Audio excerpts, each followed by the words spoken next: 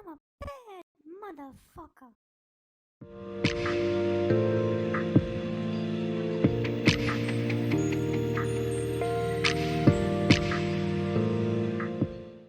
The whole thing that and we're back.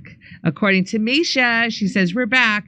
Hey, Jimmy, RFK Jr.'s VP Nicole Shanahan says blockchain-enabled decentralized systems are clearly the future. Yes. And Bitcoin will be the gold standard for decentralized currency. I have a feeling. What do you think? Kate Cotwas, isn't it? Jimmy. It's the only one that you can put money in where it doesn't go to nothing. I think it's the gold standard for what do you call it? What's it? Cryptocurrency. Yeah, because it is non-centralized. Like, it's the only one that does the thing that it's supposed to do. Yeah. The rest of them are like, yeah, we can come in and mess with it. The rest are a little Dogecoin and shit like that. All right, over to stuff. Okay, Scutch says, please refer to Biden as Shitler from now on. Okay, thank you, Scutch. That's a real name, by the way. SCHITLER. Okay. The only name worse than Hitler. Doc Terminus says, hey, Doc, the interviews you did with Dylan Ratigan during the pandemic prepared me for the petrodollar going bye-byes. I'd have been clueless otherwise. Thanks, Jimmy. Thanks, Doc. All righty. Do you remember Kennedy issued money before he was killed that was not tied to the reserve? No. Those notes? Yeah, oh, no, I don't know that. $5 pieces? Really? They don't make them anymore. You must have seen it in your lifetime. Those. Yes, I have seen those. Those weren't from the reserve. That's one of the things he did just before he was killed, was put those out. That money not from the Federal Reserve. Wow. Is that weird? Yeah, that is weird. There's a couple of, I remember them kind of seeing them, but they weren't in circulation. Banknotes, they weren't from the Federal Reserve. Yeah, I didn't know that. Hey, there's poetic justice for you in Saudi insists on the yen. Is that YUAN? Am I saying it right? Yen yuan. For oil. Yuan? The yuan. Yuan. Okay, the yuan for oil trade from U.S. Stephen. Thank you, Stephen. Democrats are fear pointing that Trump wants to start camps for Americans, which means the Democrats want to start camps for Americans. Tough guy lady on messy chimpanzee is having fits about it. Herschel. Yeah, I was seeing that. All those camps. I never went to camp, so it sounds fun. Which Americans? For Rachel Maddow and the gang? Is that who they mean? Yeah. Don't make me vote for Trump. Come on. I know. He's not going to do that. If I thought there was a chance, I'd vote in a heartbeat. Hey, Fitzy, we still had the petrodollar when George Santos was president. Fitzy. All right, back to Jim. So Kevin Spacey made some news. I'm going to show you a video, but this is Kevin Spacey right there. That's him sitting in like a throne chair right next to convicted sex felon Ghislaine Maxwell. An ocean philanthropist. It's obvious the two of them don't know each other. Yeah. They just both like sitting on a red silk throne. That's all that is. It's always nice to run into somebody with mutual interests. So let's listen. And the reason Clinton? The reason I show you this is because he went on Piers Morgan and tried to deny everything, his association with Jeffrey Epstein. Here we go. In 2015, I started seeing reports online, things on my Twitter account that I had flown to this guy, Jeffrey Epstein's island, and I had abused young girls. It wasn't him. It was Kaiser Soze. Yeah. Also, young girls, okay, sure, he's probably innocent of that charge. Yeah. That's why he's And I was like, I mean, if you'd asked me in 2015, maybe even if you'd asked me in 2002, did I know a guy named Jeffrey Epstein? I probably would have said no. Well, of course, I have since learned who. Because I probably would be lying back then. Yeah, they told me to say no. I probably would have said no. Well, also because he was. So first of all, the actors don't know who the guy is that owns the thing. You got to go pay tribute to the guy. That's right. From the low-level things I've done, I always had to go pay tribute to the guy that owns the thing. That's right. Never once have I not been introduced. Okay. That's not even an important thing. And I have since been able to go back and find out that the airplane that we flew on for this humanitarian mission was owned by Jeffrey Epstein. And to then learn, he was actually on some of those flights. And this Maxwell woman was on some of those flights. Maxwell woman. The Maxwell woman. I've never spent any time with him. I was with the Clinton Foundation people. That's who I was with. That's even better. Yeah. That's more suspicious. Now, what I understand is that he didn't start to be investigated until 2005 by authorities in Florida. So here's what I can tell you. This Maxwell woman, she was one of many people who sat down next to me in that throne room. I have no It's in that throne room. It's a throne room. And you don't know the people who own the thrones of the throne room. It's just some woman. I don't know who's The sitting. Maxwell woman. Yeah. A lot of people sit next to me in the throne room. And you're in the Clinton Foundation. You didn't say hi to her at Chelsea's wedding? Wedding, right? Relationship with her. I had no relationship with him. I mean, he's not my friend. I'm not a confidant. I've never spent time with him. And interestingly, I will say this. I was very fortunate that President... First of all, let me just say, he's like the poster boy for the liberal class. He's puzzled and concerned. He is. Baffled by allegations of corruption and criminality among the global elite. It's like he... First of all, he looks like a clone. If brunch had a face. He looks like a puffy. Is that maybe some work he had done that makes him look bewildered and surprised? Yeah, I think so. Look at how puffy he is. It's so strange. That's his earnest face as he asks a 14-year-old to tell him about their Spider-Man's lunchbox. Tell me about your underoos. Okay, here we go. Let me back it up a little. And interestingly, I will say this. I was very fortunate that President Clinton introduced me a lot of business leaders in London because he knew I was coming to the Old Vic. And I developed relationships with Robert Earl, Kula Ladobovich, Robert Earl, a lot of wonderful people, Sir Richard Caring, people who supported the work that we did at the Old Vic. Businessmen helped him with the Old Vic or with the young boys? Come on. I was going to say trafficking. Was that the business? Do you have any idea, Kurt, how hard it is to raise money for the theater? Nobody wants to buy tickets because it's fucking boring. Yeah, right. It's really just a meat market is what it is. Okay. I don't know. I don't know how is he supposed to play Jack Benny after this? Here we go. And gave money to us. They gave money to. Do you know who I never asked for anything? Who was Jeffrey Epstein. I didn't want to be around this guy. Why? Because I felt he put the president at risk on that trip to South Africa because there were these young girls. And we were like, who is this guy? So I will say this. There were young girls on those flights. There were young girls on those flights, yeah. So he starts off, well, this guy gets it.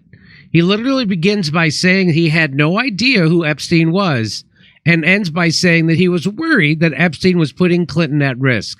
Correct, insinuating he knows exactly what was going on and knew exactly who Epstein was. Is that a subtle threat from Kevin Spacey that you better let me back in because I was worried? You know, like... I was worried about... I would look up all those business people. No, because they'll just kill him. He can't threaten anybody. He knows the Clintons. He knows how the CIA works. He knows how the Mossad works. He knows...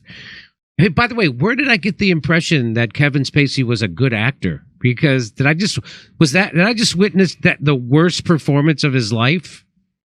That is, I mean, this is the one thing he didn't want to blow. If you know what I'm saying.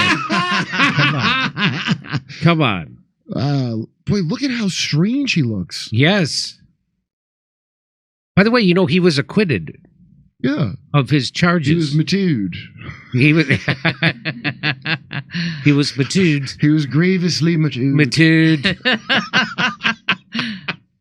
And by the way, he uses the Clinton Foundation as a character witness. As an alibi. Oh my God. Why I mean, you know, using the Clinton Foundation as a reason why you're not involved in human trafficking is like saying your AA sponsor is Charles Bukowski. Yeah, like it's like you're probably in a much worse program than whatever he was doing. No, I was just there at the Clinton Foundation. I wasn't doing anything nefarious. Do you know how creepy the Clinton Foundation? I was just trying to, suppress the poor in Haiti and take away their minimum wage and get that lady pardoned that was kidnapping orphans by mistake. By mistake, in quotes. By mistake. Remember Laura? What's her name? No. Laura Silsby.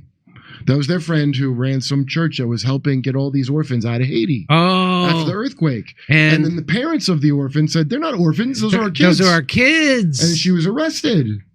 And then Bill Clinton pardoned her. She was just making a silly Billy mistake of taking 10 to 12 kids out of a country to adopt. I mean, come on, man. That's one of the most suspicious things I've ever heard in my life. And now that I know all that creepy ass shit they did in the 90s with MK Ultra stuff, the churches make it even more extra suspicious. So anyway, nice job, Kevin Spacey. Nice job. I'm sure you see. How do you start off by saying, I don't even know who this guy was? And then at the end, I didn't want the president to be around this guy because all these guys could tell.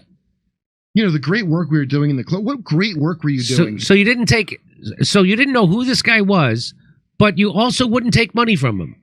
What? But you would take money from those other 3 guys, but not that guy because you didn't know who he was? The guy whose plane you're on? Everybody, that's exactly what you said. You gotta give homage to the rich guy. You gotta go pay your respects. If he's a throne room, yes. Like, if somebody with a throne room, I feel like you're gonna have to meet him and say hi and shake hands at least. That's right. And sit down next to the woman that's close with him, who you clearly know. Clearly. All right. Anyway, do you know his brother? Look up his brother, Randall. So I do now, since you told me this. I actually have a little sympathy for Kevin Spacey. Yeah. I thought he was just a crazy, real prick, right? No, but tell people, what's the story behind him? So you look, I can't remember the dad's name, but you can look him up. So his brother, I thought he was gay. He's a Rod Stewart impersonator. He's not gay. He's not gay. It's just he dresses like Rod Stewart and it makes people gay when they go. But he said, so their dad was first of all, I bet the dad had intelligence connections, but he had a Hitler mustache. He looked like Kevin Spacey with a Hitler mustache. And he would rape them. So Kevin Spacey's father would rape him and his brother. Yeah, just wanted to get the hell out, and he would like go along to get along until there was no. The way his brother says is like he would go along to get along until there was nothing left of him. Which sounds like a metaphor for America, by the way. Wow. Like anybody out there is like, I just want to keep my head down and go and maybe get a job in a nice car. That's what becomes of you. A guy pretending you don't know who Ghislaine is. Yeah. And Jeffrey. So I honestly do, since I know that, I'm not saying he's a good person and he didn't do the things he's accused of. I'm just saying that there, but for the grace of God. I mean, if I was raped repeatedly by my father. And your dad had a Hitler mustache. And my dad had a Hitler mustache. I mean, I'm sure I'd be. The ways you might dissociate would be wild. I have a lot of problems now. I can't imagine, No, people that can just go, this isn't happening. I mean, that makes his dad makes my dad look like Mr. Cleaver. But do you go out of your body when you're being abused and like just act like it's not happening? Because that's what people look for to bring you into important positions. You understand? It's not even like they treat it like a psychic ability. It's not. What it is just blanking out and not acknowledging, being able to disassociate. And not everybody can do it that well. Like me, I'm very loud when I'm unhappy. And everybody has to know. Some people just go out of their body. I'm very similar.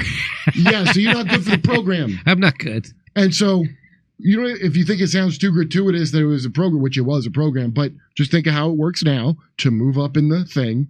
Oh, what's the thing I should be afraid to talk about? We just talked about Haiti. What should I be afraid to talk about for my career?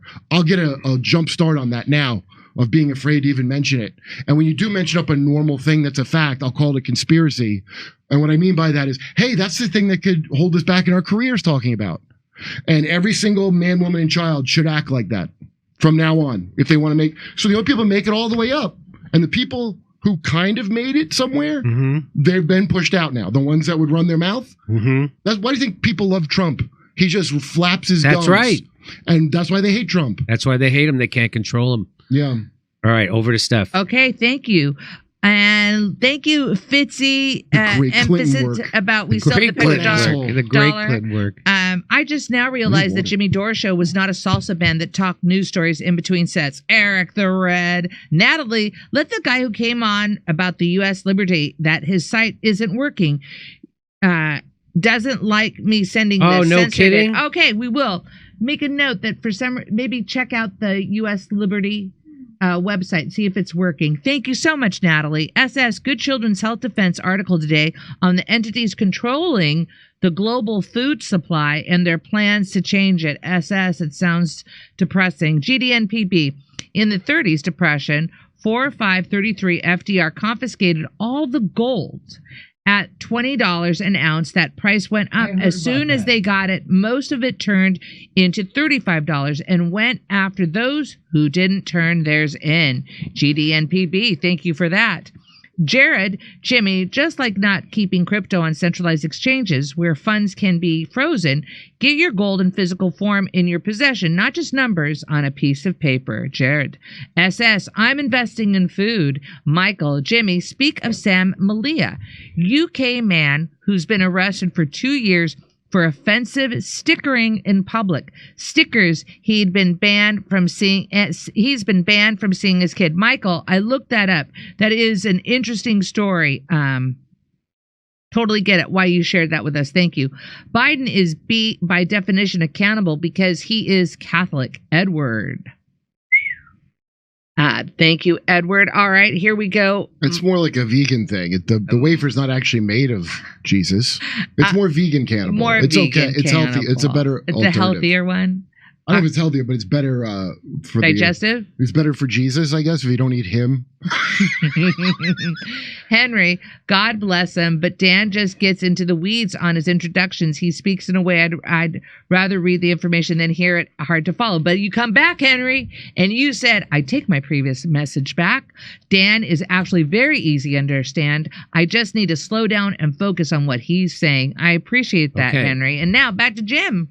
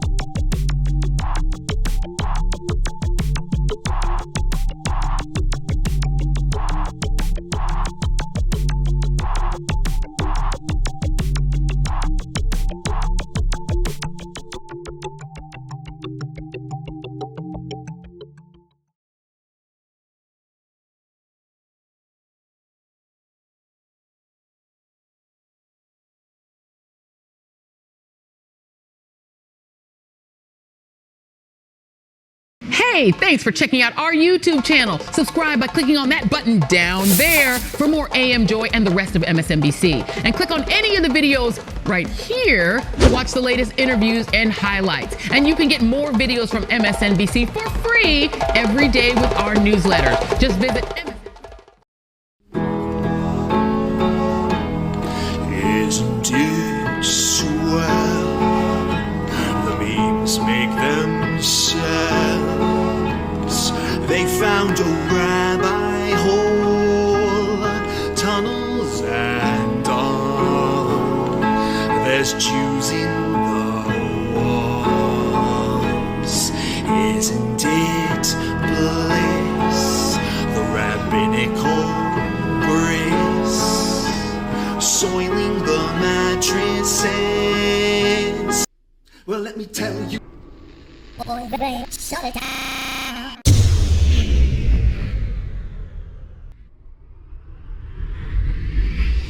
If I were Rabbi Shmuley and diddle diddle diddle digga digga diddle diddle dum, all day long I'd diddle little bums. If I were a Shmuley man, I'd peddle all my dildos, dreidel dildos, selling dildos with my daughter and her mum. If I were a Jewish Shmuley man, I'd be digging with a dildo in my bum. I'd wear a grotesque nose and go grab some goyim right on the nipple with a pinch. A Shabbos lap dance brace for the youngest mensch. At this time, more than any other time, revolution is necessary. It is necessary. Not only based on what has happened with the MOVE organization, the babies that have been murdered, MOVE adults that have been murdered, bombs being dropped on us, but past that to what is happening with all black people, so-called minority people, money poor people. This government, as has been said earlier, has waged war on us. But something about us, particularly here in America, we don't really understand that. We don't really know what war is, for black people, for poor people, that people see as good, that they wasn't forced to do, that they didn't do to try to keep black people appeased, and calm down so that black people wouldn't riot. A prison situation is a crystallized example of that. You can make phone calls in prison. They have movies in prison. But they don't have those things because they just want to be nice to prisoners. They have those things because they know damn well if they don't have, people being able to contact their family, if they don't have, facilities for people to sit there and watch movies, people are going to be frustrated, upset, and they're going to direct that frustration at them prison administrators. And they're going to have riots on their hands. They're going to have people in them prisons turning them prisons out. That's why they have movies. That's why they have access to phones the way they do. And a stop to it when we don't like it, or encouraging it when it's something that's in our interest. We have to call the shots. The people have to take the reins of this system and start dictating, what we need, what needs to be done. And, taking the initiative to do it ourselves. We can't rely on this system. Don't people see what's happening? Every single confrontation that MOVE people have been involved in, every single issue, oppression, economic issues, every single issue facing our people, is something that can be dealt with very, very simply. All people got to do is make their wishes known. All people have to do is stand up and say, listen, we're not accepting that. Unity is the key. Unity is the key to revolution. Revolution ain't nothing to be afraid of. It ain't nothing to shy away from. Revolution, contrary to what officials, this system and those backing the officials running the system, want people to believe that revolution means violence, means blood in the street. I'm saying it can get to that point, but it don't have to be violent. When people come together and take a strong stand on an issue, this government don't have no choice but to listen. Where you think they get their authority from? They don't have no power, but they do have authority to do certain things. Where you think they get it from? They get it from us, from the people. They get it from us accepting the things that they do to be done to stop it. Then you have some people who want to then turn around and say, yeah, well, it's the best we have, and want to make excuses. The time for excuses is over. It's over. Every man, woman, and child has to be involved in this revolution. Not only has to be, but is, whether you want to be or not. Our babies gave their lives for this revolution on May 13th. Men, women, and children were murdered. And not just MOVE babies. What about all of the young men, women, children 8, 9 years old shot down on the street by cops, by drug pushers? Where do you think that mentality comes from? It comes from this system, from the mentality of this system of getting over, making a quick buck, I'm saying that's where that needs to be done to stop it. Then, what I want people to really, really understand is that it's past time. It is past time for poor people, black people, to realize that this system has failed you. It has failed you. You can't get nothing from it. And what people got to do is withdraw our support from it and start doing for ourselves. That's what we got to do. How long are people going to sit back and beg, this government to do what's right when for hundreds of years all you've gotten is a slap in the face? All you've gotten is this government kicking your ass. That's all. That's all black people have ever gotten from this government.